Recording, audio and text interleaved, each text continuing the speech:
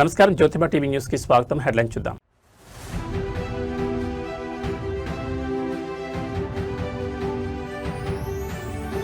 మహానాడు వేదికగా భావోద్వేగ ఘట్టం, నేతలపై చంద్రబాబు నాయుడు అపూర్వ ఆదరణ.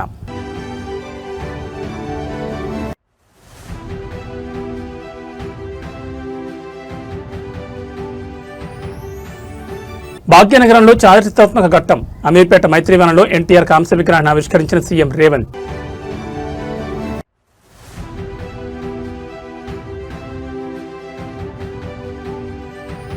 గ్రీన్ ఎనర్జీ దిశగా భారత్ సంచలన అడుగు, 37,500 కోట్లతో కోల్ గ్యాసిఫికేషన్ రెండో దశకు కేబినెట్ ఆమోదం.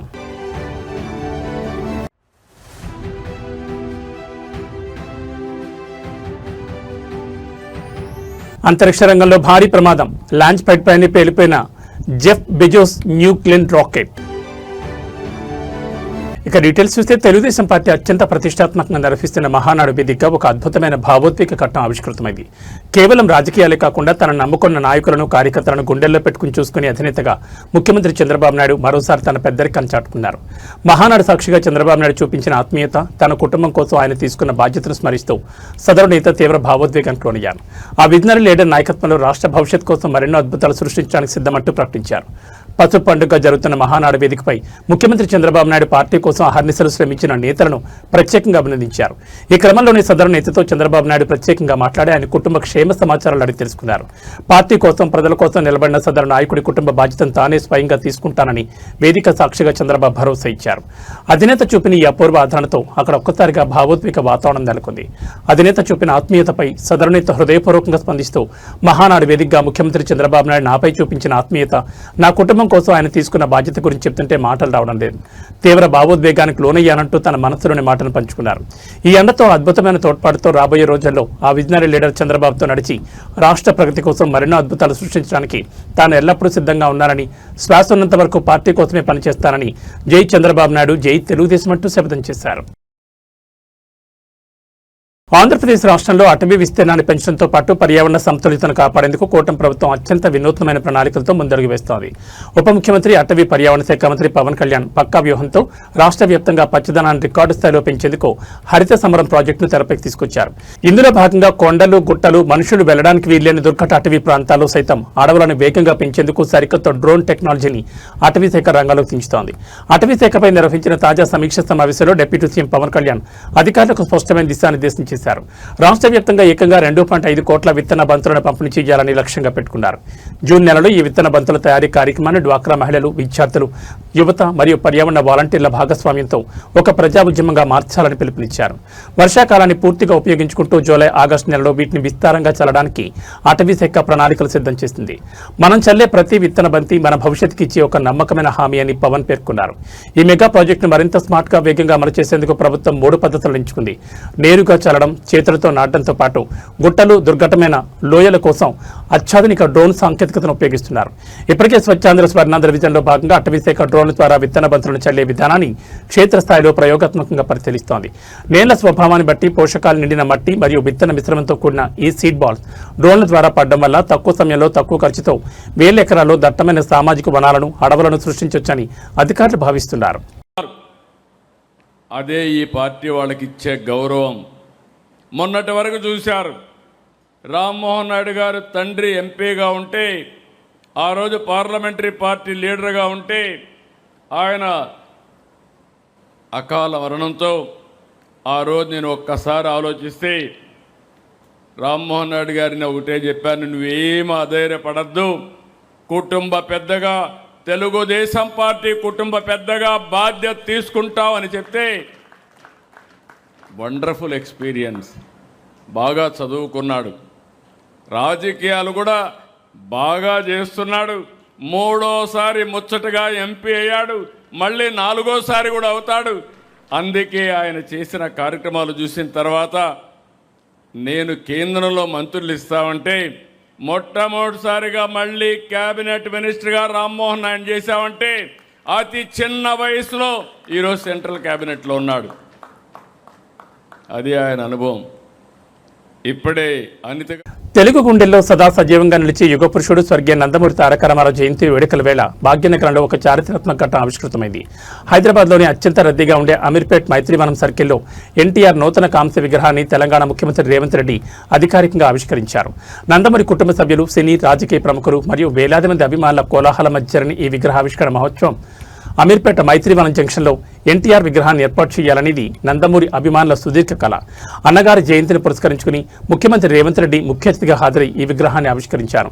విగ్రహాన్ని కప్పి ఉంచిన వస్త్రాన్ని తొలగించి అన్నగారి పాదాలకు సీఎం నమస్కరించిన తరుణంలో అక్కడ గుమిగూడిన వేలాది మంది నందమూరి అభిమానులు చేసిన జోహార్ ఎన్టీఆర్, జై ఎన్టీఆర్ నినాదాలతో అమీర్పేట్ పరిసర ప్రాంతాలన్నీ మారుమోగిపోయాయి.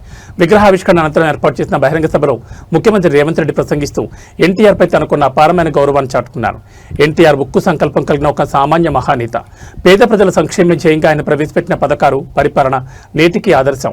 ఆయన కేవలం ఒక నటుడు, రాజకీయ నాయకుడు కాదు. తెలుగు జాతి ఆత్మగౌరవం. ఎన్టీఆర్ ఇచ్చిన స్ఫూర్తితోనే, ఆయన వేసిన రాజకీయ భిక్షతోనే నేడు ఎందరో సామాన్యులు రాజకీయాల్లోకి వచ్చి అగ్రనాయకులుగా రాణిస్తున్నారంటూ రేవంత్ రెడ్డి కొనియాడారు. ఈ మహోత్సవానికి నందమూరి కుటుంబ సభ్యులు ప్రత్యేకంగా హాజరై ముఖ్యమంత్రికి కృతజ్ఞతలు తెలిపారు.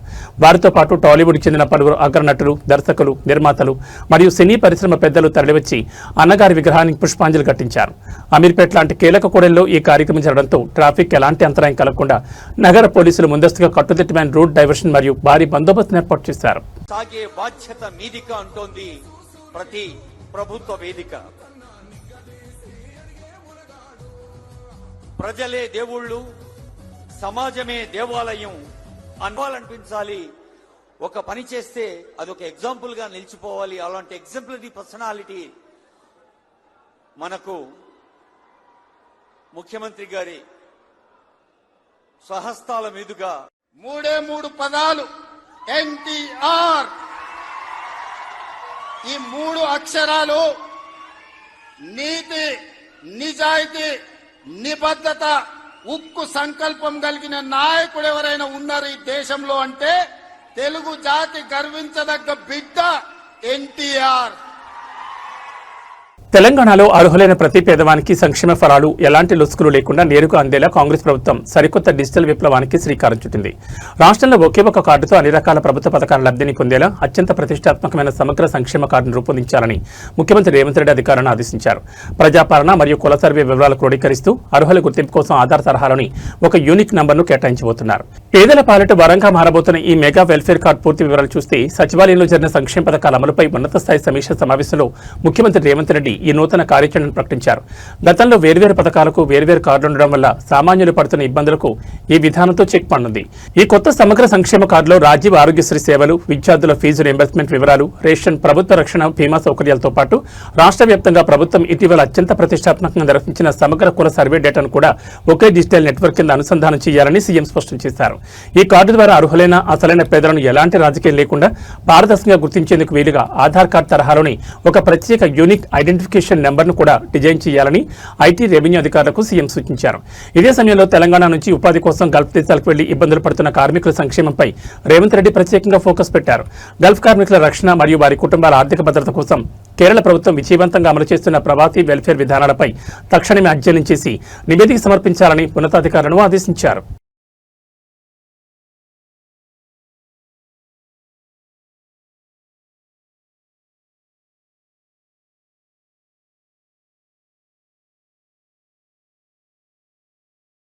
భారతదేశాన్ని ఇంధన రంగంలో స్వయం సమృద్ధిగా మార్చడమే కాకుండా భవిష్యత్ అవసరాలకు అనుగుణంగా గ్రీన్ ఎనర్జీ ఎకోసిస్టమ్ను బలోపేతం చేసే దిశగా కేంద్ర ప్రభుత్వం అత్యంత సంచలన చారిత్రాత్మక నిర్ణయంతో ముందడుగు వేసింది. ప్రధాని నరేంద్ర మోడీ దూరదృష్టి, అద్భుత మార్గదర్శకత్వంలో దేశంలో బలమైన ఫ్యూచర్ రెడీ బొగ్గు వాయుకరణ రంగాన్ని నిర్మించేందుకు కేంద్రం పూర్తి నిబద్ధతతో పనిచేస్తోంది. ఇందులో భాగంగా గతంలో ప్రకటించిన మొదటి దశ విజయవంతం కావడంతో ఇప్పుడు కేంద్ర కేబినెట్ ఏకంగా 37,500 కోట్ల భారీ కేటాయింపులతో కోల్ గ్యాసిఫికేషన్ ఇన్సెంటివ్ స్కీమ్ 2వ దశకు ఆమోదముద్ర వేసింది. దీనికి సంబంధించిన పూర్తి వివరాలు చూస్తే దేశీయ బొగ్గు వనరులను సమర్థవంతంగా వినియోగించుకోవడమే లక్ష్యంగా కేంద్ర ప్రభుత్వం గతంలో 8,500 కోట్ల బడ్జెట్ కేటాయింపుతో కోల్ గ్యాసిఫికేషన్ ఇన్సెంటివ్ స్కీమ్ మొదటి దశను ప్రారంభించింది. మోదీ ప్రభుత్వ పక్కా ప్రణాళికతో ఈ మొదటి దశ కింద ఇప్పటికే 8 ప్రతిష్టాత్మక ప్రాజెక్టులను మంజూరు చేశారు. అత్యంత ఆశ్చర్యకరమైన విషయం ఏంటంటే ఇందులో సుమారు 4 మెగా ప్రాజెక్టుల పనులు ఇప్పటికే గ్రౌండ్ లెవెల్లో అత్యంత శరవేగంగా సాగుతున్నాయి. మిగిలిన ప్రాజెక్టులు కూడా తుది దశ అనుమతులను పూర్తి చేసుకుని నిర్మాణ పనులకు సిద్ధమవుతున్నాయి. ఈ మిషన్ మరింత బలోపేతం బలోపేతం చేస్తూ కేంద్ర కేబినెట్ ఇప్పుడు ఏకంగా 37,500 కోట్ల భారీ వ్యయంతో రెండో దశకు గ్రీన్ సిగ్నల్ ఇచ్చింది. కేబినెట్ ఆమోదం పొందిన అతి తక్కువ వ్యవధిలోని బొగ్గు మంత్రిత్వ శాఖ రికార్డు స్థాయిలో విస్తృతంగా శ్రమించి ఈ ప్రోత్సాహక పథకానికి సంబంధించిన పూర్తి మార్గదర్శకాలను రూపొందించింది. భాగస్వామ్య పక్షాల ముందుకు పూర్తి వివరాలు తీసుకొచ్చింది. కేంద్ర కేబినెట్ ఆమోదం తెలిపిన క్షణం నుంచి క్షేత్రస్థాయి అమలు వరకు ఈ ప్రాజెక్టు కదిలిన వేగం మరియు సమర్థత మోదీ ప్రభుత్వ స్పష్టమైన సంస్కరణల ఆధారిత మరియు కార్యాచరణాత్మక పాలనకు అద్దం పడుతోంది. प्रधानमंत्री नरेंद्र मोदी जी के मार्गदर्शन पर देश में कोल गैसिफिकेशन एक मजबूत इकोसिस्टम बनाने के लिए हम पूरे कमिटमेंट के साथ काम कर रहे हैं. आज इसी दिशा में पहले 8,500 करोड़ का फर्स्ट फेज इंसेंटिव स्कीम शुरू किया है.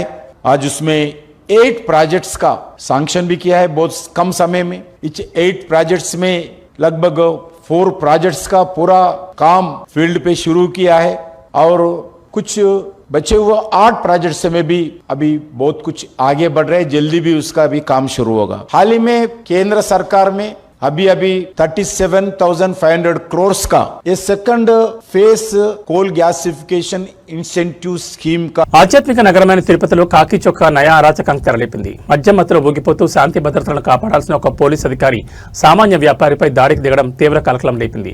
తిరుపతిలోని ప్రముఖ పూర్వీక సెంటర్లో ఉచితంగా బిర్యానీ ఇవ్వలేదన్న ఒకే ఒక్క కారణంతో హోటల్ యజమానిపై ఎస్పీఎఫ్ ఏఎస్ఐ రాము విచక్షణారహితంగా దాడికి దిగాడు. అయితే నడి రోడ్డుపై కాకి దాష్టికాన్ని సహించని హోటల్ యజమాని సిబ్బంది సదరు ఏఎస్ఐపై తిరగబడి దేశస్తుతి చేశారు. తిరుపతి సిటీలోని అత్యంత రద్దీగా ఉండే పూర్విక సెంటర్ సమీపంలో ఉన్న ఒక హోటల్కు నిన్న రాత్రి స్పెషల్ ప్రొటెక్షన్ ఫోర్స్లో ఏఎస్ఐగా విధులు నిర్వహిస్తున్న రాము అనే వ్యక్తి వెళ్లాడు. పూర్తి స్థాయిలో మధ్యమత్తులో ఉన్న ఏఎస్ఐ హోటల్ కౌంటర్ వద్దకు వెళ్లి తనకు ఉచితంగా బిర్యానీ పార్సల్ ఇవ్వాలని ఆర్డర్ చేశాడు. అయితే హోటల్ సిబ్బంది బిల్లు కట్టాలని కోరడంతో మధ్యమత్తులో ఉన్న సదరు అధికారి ఒక్కసారిగా రెచ్చిపోయాడు. నన్నే డబ్బులు అడుగుతావా, నేనెవరో తెలుసా అంటూ హోటల్ సిబ్బందిని బూతులు తిరుగుతూ రద్దు చేశాడు. గొడవ పెద్దవడంతో హోటల్ యజమాని అడ్డు వచ్చి నచ్చజెప్పే ప్రయత్నం చేశాడు. కానీ అహంకారంతో బుగ్గిపోయిన ఏఎస్ఐ రాము యజమానిపై నేరుగా చేయి చేసుకుని భౌతిక దాడికి దిగాడు. కాకి అని కూడా చూడకుండా హోటల్ యజమాని అక్కడున్న సిబ్బంది తక్షణమే ఎదురుదాడికి దిగాను. నడి రోడ్డుపైనే ఏఎస్ఐ రామును పట్టుకుని బాదడంతో అక్కడ తీవ్ర ఉద్రిక్తత నెలకొంది. మధ్య మత్తులో తోలుతున్న సదరు అధికారిని హోటల్ సిబ్బంది కాలర్ పట్టుకుని నిలదీయడంతో స్థానికులు ఈ తతంగానంతా తమ మొబైల్ ఫోన్లలో రికార్డు చేశారు. పూర్విక సెంటర్లో భారీగా జనం గుమిగూడి ఘర్షణ పడుతుండటంతో స్థానిక పోలీసులకు సమాచారం అందింది. ఘటనా స్థలానికి చేరుకున్న శాంతి భద్రతల పోలీసులు ఇరు వర్గాలను చెల్లాచెదురు చేశారు. మధ్య మత్తులో దాడికి దిగిన ఎస్పీఎఫ్ ఏఎస్ఐ రామును అదుపులోకి తీసుకుని పోలీస్ స్టేషన్ తరలించారు. హోటల్ యజమాని ఇచ్చిన ఫిర్యాదు మేరకు ఏఎస్ఐ రాముపై కేసు నమోదు చేసినట్లు సమాచారం.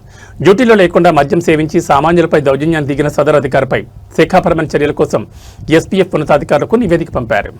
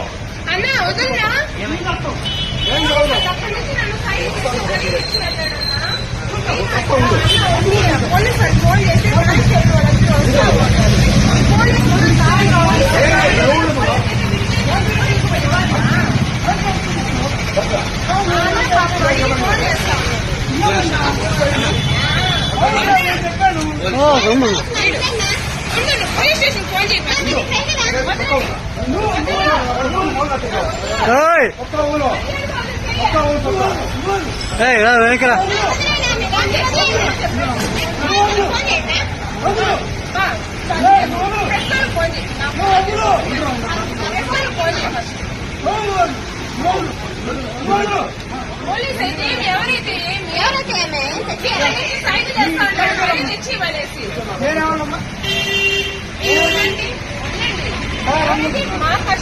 ఉన్నత చదువులు చదివాం, చేతిలో డిగ్రీలు ఉన్నాయి, ఇక ఏ ఉద్యోగమో వస్తుందని ఐటీ కార్డాల చుట్టూనో ఆఫీసుల చుట్టూనో తిరగలేదు ఆ యువకులు. ఉద్యోగం అడగడం కాదు, మనమే ఒక వ్యాపారాన్ని సృష్టించుకోవాలి అనుకున్నారు. అనుకున్నదే తడవుగా తమ క్రియేటివిటీకి పదును పెట్టి గుంటూరు నగర వీధిలో ఒక పాత కారుతో సరికొత్త ఫుడ్ ట్రెండ్కు తెరలిపారు. హెల్త్ కాన్షియస్ ఉన్న వారి కోసం బొగ్గుల పొయ్యిపై కాల్చిన స్పెషల్ ఆయిల్ లెస్ చికెన్ అందిస్తూ ప్రస్తుతం స్థానికంగా హాట్ టాపిక్గా మారారు. చదువు పూర్తి కాగానే చాలా మంది లాగే ఉద్యోగాల వేటలో పడకుండా స్వయం ఉపాధి వైపు అడుగులు వేశారు గుంటూరు చెందిన కొందరు పట్టభద్రులైన యువకులు. తక్కువ పెట్టుబడితో ఎక్కువ మందిని ఎలా ఆకర్షించాలనే ఆలోచన నుంచి పుట్టింది ఈ కార్ ఫుడ్ కోర్ట్ ఐడియా. ఒక పాత కారును కొనుగోలు చేసి దాన్ని ఎంత ఎంతో ఆకర్షణీయంగా వినూత్నంగా మార్చి ఒక మొబైల్ ఫుడ్ కోర్ట్గా తీర్చిదిద్దారు. సాయంత్రం కాగానే గుంటూరు నగరంలో ఈ కారు వెలిసే లైట్లు, అక్కడి నుంచి వచ్చే చికెన్ సువాసనలు నగరవాసులను ఇట్టే కట్టుపెట్టేస్తున్నాయి. కేవలం కారు డిజైన్ మాత్రమే కాదు, వీరు అందిస్తున్న మెనూ కూడా చాలా విలక్షణమైంది. ప్రస్తుత కాలంలో ప్రతి ఒక్కరూ ఆరోగ్యంపై, ఫిట్నెస్ పై ప్రత్యేక శ్రద్ధ చూపిస్తున్నారు. ముఖ్యంగా నూనె వస్తువులకు దూరంగా ఉంటున్నారు. దీన్ని గమనించిన యువకులు చుక్క నూనె కూడా వాడకుండా కేవలం బొగ్గుల పొయ్యికి కాల్చిన ఆయిల్లెస్ చికెన్ స్నాక్స్ ను కస్టమర్లకు అందిస్తున్నారు. రుచితో పాటు ఆరోగ్యాన్ని కూడా మేలు చూస్తుండటంతో జిమ్కు వెళ్లే యువత, డైట్ ఫాలో అయ్యేవారు ఈ కార్ ఫుడ్ కోర్ట్ దగ్గరకు క్యూ కడుతున్నారు. తక్కువ ధరలోని నాణ్యమైన స్నాక్స్ లభిస్తుండటంతో బిజినెస్ క్లిక్ అయిపోయింది.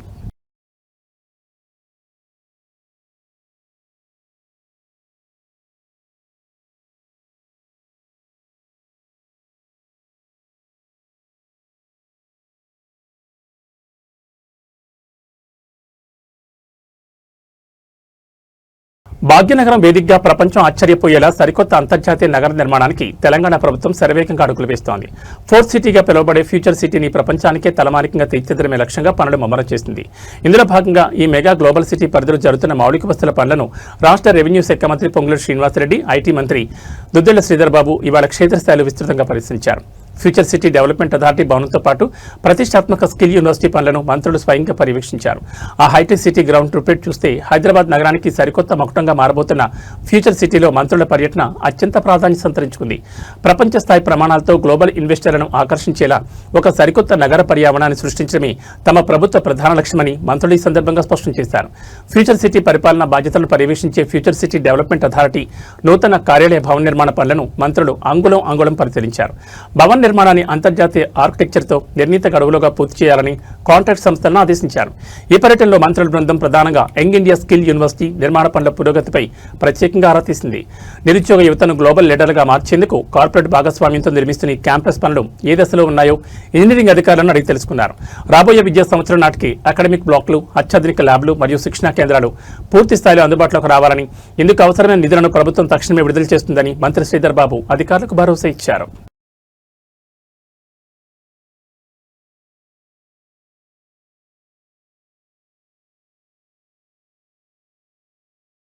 తెలంగాణ రాష్ట్రంలో అకాల వర్షాలు అన్నదాతలు ముంచెత్తుంటే ప్రభుత్వ ధాన్యం కొనుగోలు కేంద్రాల నత్తనడకన వ్యవహారం రైతులను కోలుకోలేని దెబ్బతీస్తోందంటూ ప్రతిపక్షాలు మండిపడుతున్నాయి. రైతుల రక్తాన్ని చెమటగా మార్చి పండించిన పంటను కాంగ్రెస్ ప్రభుత్వం సకాలంలో కొనుగోలు చేయకపోవడంతో ఐకేపీ సెంటర్లోని ధాన్యం అకాల వర్షాలకు తడిసి ముద్దైందని, దీంతో అన్నదాతలు దిక్కుతోచని స్థితిలో కొట్టుమిట్టాడుతున్నారంటూ బీఆర్ఎస్ నాయకులు నలమాస శ్రీకాంత్ గౌడ్ తీవ్ర ఆగ్రహం వ్యక్తం చేశారు. రైతులు పండించిన ప్రతి గింజను తక్షణమే ప్రభుత్వమే కొనుగోలు చేయాలని ఆయన డిమాండ్ చేశారు. రాష్ట్ర వ్యాప్తంగా సాగుతున్న యాసంగి ధాన్యం కొనుగోళ్లపై క్షేత్రస్థాయిలో తీవ్ర విమర్శలు వ్యక్తమవుతున్నాయి. ఐకేపీ సెంటర్లకు ధాన్యం తెచ్చి వారాలు గడుస్తున్న అధికారులు తూకాలు వేయకపోవడంతో ఒక్కసారిగా ముంచెత్తిన అకాల వర్షాల ధాటికి వేలాది క్వింటాల ధాన్యం కొట్టుకుపోయింది. చేతికొచ్చిన పంట కళ్ల ముందే తడిసిపోవడంతో రైతులు కన్నీరు మున్నీరవుతున్నారు. ఈ దుస్థితిపై మండిపడిన నలమాస శ్రీకాంత్ గౌడ్ కాంగ్రెస్ ప్రభుత్వ అలసత్వం వల్లే అన్నదాతలకు ఈ అరిష్టం దాపరించిందని, కొనుగోలు వేగవంతం చేయడంలో ప్రభుత్వం పూర్తి స్థాయిలో విఫలమైందని ఆరోపించారు. ధాన్యం కొనుగోలు కేంద్రాలను పరిశీలించిన అనంతరం నలమాస శ్రీకాంత్ గౌడ్ మీడియాతో మాట్లాడుతూ రైతులు తమ రక్తాన్ని చెమటోడ్చి పండించిన పంటను కాంగ్రెస్ ప్రభుత్వం కనీసం పట్టించుకోకపోవడం దారుణమన్నారు. వర్షాలకు తడిసిన ధాన్యాన్ని చూసి తట్టుకోలేక రైతులు దిక్కుతోచని స్థితిలో కొట్టుమిట్టాడుతున్నారు.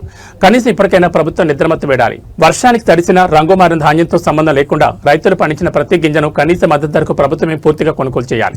లేని పక్షంలో బీఆర్ఎస్ ఆధ్వర్యంలో రైతుల పక్షాన పెద్ద ఎత్తున ఉద్యమిస్తామని హెచ్చరించారు. తెలంగాణ ఈరోజు ఈ యొక్క రాష్ట్ర ప్రభుత్వం రైతులపైన పగబట్టిందా అనేటువంటి విధంగా ఇలా వ్యవహరిస్తూ ఉంది. కళ్ళాలలో ఉన్నటువంటి వడ్లన్నీ కూడా అట్నే నిలిచిపోయి ఉన్నాయి. సకాలంలో కొనుగోలు అనేటువంటి సరిగ్గా జరగకపోవడంతో ఈ చెడగొట్టు వానలు పడి అకాల వర్షాలతోని అన్నదాత మొత్తం కూడా కకలావికలమైపోతూ ఉన్నాడు. టార్పానీలు అనేటువంటి లేకుండా ధాన్యాన్ని కాపాడుకోలేనటువంటి పరిస్థితులల్లో వరద నీటితోని మొత్తం కూడా ధాన్యం తడిసిపోతే ఆ 7% తేమ వచ్చేంత వరకు కూడా వడ్లను కొనమని చెప్పేసి ఇలా ప్రభుత్వం మొండికేస్తూ ఉంటే కళ్ళాలలో ఉన్నటువంటి వడ్లను కాపాడుకోలేక, ఈ వరద బీభత్సాన్ని తట్టుకోలేక, టార్పాన్లు అనేటువంటి అవైలబిలిటీ లేక రైతన్న అనేటువంటి వాడు ఇలా అరిగోసపడుతున్నటువంటి పరిస్థితి ఇలా ఈ కాంగ్రెస్ నయవంచకన పాలనలో కనిపిస్తూ ఉంది. కాబట్టి రేవంత్ రెడ్డి గారు ఇకనైనా మీరు దృష్టి పెట్టండి. కళ్ళాలలో ఉన్నటువంటి వడ్లను ఏ విధంగా కొనుగోలు చేయాలి, లారీలను అందుబాటులో పెట్టాల్సినటువంటి అవసరం ఉన్నది. చివరకు తరలించేటువంటి దాంట్లో కూడా మీరు సిద్ధంగా ఉన్నటువంటి ధాన్యాన్ని కూడా తరలించకపోవడం ద్వారా, సమయానికి తరలించకపోవడం ద్వారా బస్తాలలో ఉన్నటువంటి ధాన్యం కూడా ఇలా తడిసి ముద్దైపోయినటువంటి పరిస్థితి కనపడతా ఉంది. ఇలా కామారెడ్డి, మెదక్, ఈ ఉమ్మడి సంగారెడ్డి జిల్లాల్లో దరిదాపుగా 5,000 క్వింటాలకు సంబంధించినటువంటి ధాన్యం ఇలా మొత్తం కూడా తడిసి ముద్దైపోయినటువంటి పరిస్థితి కనపడతా ఉంది. ఇలా బాయిల్ రైస్ మిల్లులకు వాటిని తరలిస్తే ఇలా రైతన్న 6 కాలం పండించినటువంటి ధాన్యం ఇలా కళ్ళ ముందు ఆగమైపోతే ఇలా మొత్తం కూడా కుటుంబం అంతా కూడా రోడ్డు మీద పడేటువంటి పరిస్థితి వచ్చింది. చివరకు లారీలలో నింపడానికి ఎవరైతే హమాలీలు లేరని చెప్పుకుంటుంది ఇలా ఈ రాష్ట్ర ప్రభుత్వం. ఇలా హమాలీలు లేకపోవడం ద్వారా ధాన్యం కొనుగోలు చేసినటువంటి ధాన్యాన్ని గిడ్డంగులకు తరలించలేకపోతున్నామని చెప్పేసి ఈ రాష్ట్ర ప్రభుత్వం చెప్తోంది. ఒకవైపు కేంద్రం పైన నేరారోపణలు, కేంద్రమేమో రాష్ట్రం పైన నేరారోపణలు. ఇలా ఈ 2 కేంద్ర రాష్ట్ర ప్రభుత్వాలన్నీ కూడా కలిసి రైతును ఎలాగని చేస్తున్నారన్నటువంటి విషయాన్ని ఇలా టీఆర్ఎస్ పక్షాన, తెలంగాణ రక్షణ సేన పక్షాన మేము ఖండిస్తూ ఉన్నాం. అంతర్జాతీయ అంతరిక్ష రంగంలో ఒక భారీ కుదుపు చోచొచ్చింది. అమెజాన్ అధినేత శతకోటీశ్వరుడు జెఫ్ బెజోస్ ఆశలపై ఒక్కసారిగా పిడుగుపడింది. ఆయనకు చెందిన ప్రతిష్టాత్మక స్పేస్ సంస్థ బ్లూ ఆరిజిన్ నిర్మించిన న్యూ గ్లిన్ మెగా రాకెట్ అమెరికాలోని ఫ్లోరిడాలో గల కేప్ కెనావెరల్ అంతరిక్ష కేంద్రంలో ప్రయోగ వేదికపైన అత్యంత ఘోరంగా పేలిపోయింది.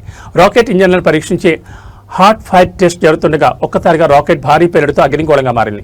అమెజాన్ ఇంటర్నెట్ సర్వీస్ కోసం 48 శాటిలైట్లను కక్షలోకి పంపేందుకు బ్లూ ఆరిజిన్ సంస్థ తన 4వ న్యూ గ్లిన్ రాకెట్ మిషన్ను సిద్ధం చేసింది. ఇందులో భాగంగా కేప్ కెనావెరల్ స్పేస్ ఫోర్స్ స్టేషన్లోని లాంచ్ కాంప్లెక్స్ 36 వేదికగా రాకెట్ను భూమికి కట్టి ఉంచి ఇంజన్లను రన్ చేసే స్టాటిక్ ఫైర్ పరీక్షను శాస్త్రవేత్తలు గురువారం రాత్రి ప్రారంభించారు.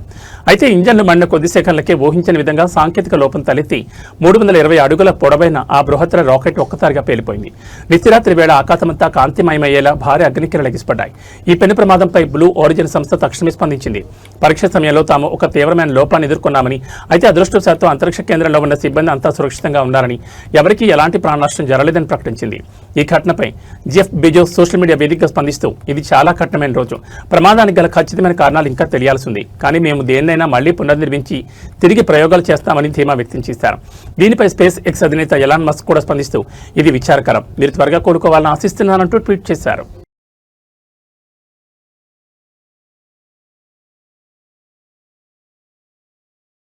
టాలీవుడ్ గ్లోబల్ స్టార్ రామ్ చరణ్, బుచ్చిబాబు, సనా కాంబినేషన్లో రూపుదిద్దుకుంటున్న most awaited pan India sports drama Peddi. ఈ సినిమా సెట్స్ లో రామ్ చరణ్ ప్రవర్తనపై ఆయనతో కలిసి స్క్రీన్ షేర్ చేసుకోవడంపై Bollywood crazy actor Mirzapur fame Divyendu Sharma ఆసక్తికరమైన వ్యాఖ్యలు చేశారు. రామ్ చరణ్ తో నటించేటప్పుడు తనకు మొదట్లో చాలా టెన్షన్ కలిగిందని, కానీ చరణ్ ఇచ్చిన సపోర్ట్ మరువలేదని అని పేర్కొన్నారు. ఉప్పెన డైరెక్టర్ బుచ్చిబాబు దర్శకత్వంలో రామ్ చరణ్ నటిస్తున్న పెద్ది సినిమాపై దేశవ్యాప్తంగా భారీ అంచనాలున్నాయి. ఈ చిత్రంలో ఒక కీలక పాత్ర పోషిస్తున్న బాలీవుడ్ నటుడు దివ్యేంద్ర శర్మ ఒక ఇంటర్వ్యూలో చరణ్ డౌన్ టు ఎర్త్ స్వభావాన్ని కొనియాడారు. రామ్ చరణ్ అంత పెద్ద గ్లోబల్ స్టార్ ఆయనతో మొదటిసారి స్క్రీన్ షేర్ చేసుకునేటప్పుడు నాలో కొంత టెన్షన్ బెరుకు ఉండేవి, కానీ ఆయన నన్ను రిసీవ్ చేసుకునే విధానం చూసి ఆశ్చర్యపోయాను. నాతో చాలా సాధారణంగా ఎంతో గౌరవంగా మాట్లాడారని దివ్యేందు తెలిపారు. కేవలం పరిచయం మాత్రమే కాదు, షూటింగ్ సమయంలో చరణ్ ఇచ్చిన కంఫర్ట్ వల్లే ఇద్దరి మధ్య సీన్స్ అద్భుతంగా పండాయని దివ్యేందు చెప్పుకొచ్చారు. సెట్స్ లో మేమిద్దరం కలిసి కొన్ని అత్యంత కీలకమైన సన్నివేశాలు నటించాం. ఒక నటుడిగా నాకు పూర్తి స్వేచ్ఛనిచ్చారు. కెమెరా ముందుకు వెళ్ళినప్పుడు ఆ టెన్షన్ అంతా పోయి ఒకరికొకరం పోటీపడి నటించేలా చరణ్ ప్రోత్సహించాను. స్క్రీన్ పై మా కాంబినేషన్ సీన్స్ చాలా పవర్ఫుల్ గా వచ్చాయి. ఆ క్రెడిట్ అంతా ఖచ్చితంగా రామ్ చరణ్కే దక్కుతుందంటూ తన మనసులోని మాటను బయటపెట్టారు. एक तो तेलुगु फिल्म इंडस्ट्री में मैं सबसे पहली बार जा रहा था. दूसरा मैं रामचरण जी के साथ काम कर रहा था, जो कि इतने बड़े, जैसा आपने बताया, स्टार हैं, हम सबको पता है. मुझे ये था कि हमारे जो दोनों के कैरेक्टर हैं ना, एक्चुअली ये फिल्म जो है ये ट्रायंगल लव स्टोरी है, उनके, मेरे और जानवी के बीच में. तो उनका मेरा भी लव एंगल है. तो हमारा जो लव एंगल है ना, वो थोड़ा ज्यादा ही, मतलब वो कॉन्फ्लिक्ट से भरा हुआ लव एंगल है, टॉक्सिक है हमारा थोड़ा. तो పసిడి ప్రియులకు మరియు కొనుగోలుదారులకు బులియన్ మార్కెట్ ఇవాళ మరోసారి గట్టి షాక్ ఇచ్చింది. హైదరాబాద్ బులియన్ మార్కెట్లో బంగారం, వెండి ధరలు మునిపెన్నడు లేనంతగా భారీగా ఎగపాకాయి. అంతర్జాతీయ మార్కెట్ల ప్రభావంతో దేశీయంగా పసిడి రికార్డు స్థాయి ధరలను నమోదు చేస్తోంది. ఇవాళ ట్రేడింగ్లో 24 క్యారెట్ల ప్యూర్ గోల్డ్ ధర ఏకంగా 1580 ఎగబాకి సరికొత్త గరిష్టాలను తాకింది. అటు వెండి కూడా 5000 రూపాయలు పెరిగి మార్కెట్లో హాట్ టాపిక్ గా మారింది. ఇవాళ లేటెస్ట్ రేట్ల పూర్తి వివరాలు చూస్తే హైదరాబాద్ బులియన్ మార్కెట్ గణాంకాల ప్రకారం అత్యంత స్వచ్ఛమైన 24 క్యారెట్ల 10 గ్రాముల పసిడి ధరపై ఇవాళ ఒక్కరోజు 1580 రూపాయలు పెరిగింది. దీంతో ఈ ధర రికార్డు స్థాయిలో 1,57,640కి చేరుకుంది. ఇకపోతే సామాన్యులు ఎక్కువగా కొనుగోలు చేసే ఆభరణాల తయారీకి వాడే 22 క్యారెట్ల 10 గ్రాముల బంగారం ధర కూడా 1,450 రూపాయల మేర ఎగబాకింది. దీంతో మార్కెట్లో ప్రస్తుతం 22 క్యారెట్ల గోల్డ్ రేటు 1,44,500 పలుకుతోంది. పెళ్లిళ్ల సీజన్ కాకపోయినా ధరలు ఈ స్థాయిలో పెరగడం కొనుగోలుదారులను ఆందోళన గురిచేస్తోంది. బంగారంతో పాటు ఇటు వెండి కూడా ఆకాశమే హద్దుగా దూసుకుపోతోంది. పారిశ్రామిక అవసరాలు మరియు అంతర్జాతీయ డిమాండ్ కారణంగా కిలో వెండి ధర ఇవాళ ఏకంగా 5,000 పెరిగింది. ఈ భారీ పరుగుతో ప్రస్తుతం హైదరాబాద్ మార్కెట్లో కేజీ సిల్వర్ రేట్ అక్షరాల 2,90,000గా స్థిరపడింది. అయితే ఈ ధరలు కేవలం ప్రాథమిక మార్కెట్ల రేట్లు మాత్రమేనని, తెలుగు రాష్ట్రాల్లోని వివిధ నగరాలు, ప్రాంతాలను బట్టి, అలాగే జ్యువెలరీ షోరూంల మేకింగ్ ఛార్జీలు, జీఎస్టీని బట్టి ఈ ధరల్లో స్వల్ప తేడాలు ఉండొచ్చని బులియన్ వర్గాలు స్పష్టం చేస్తున్నాయి.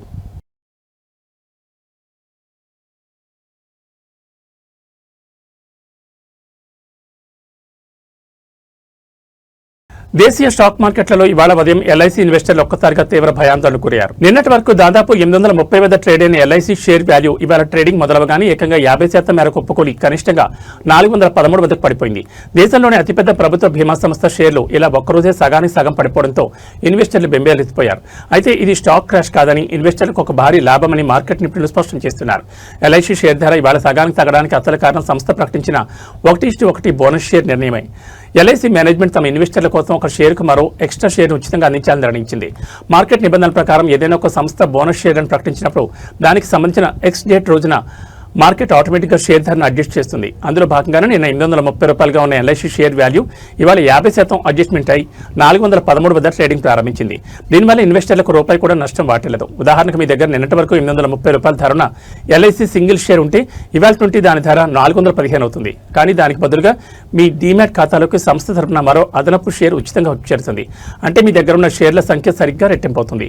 మీ మొత్తం పెట్టుబడి విలువలో ఎలాంటి మార్పు ఉండదు.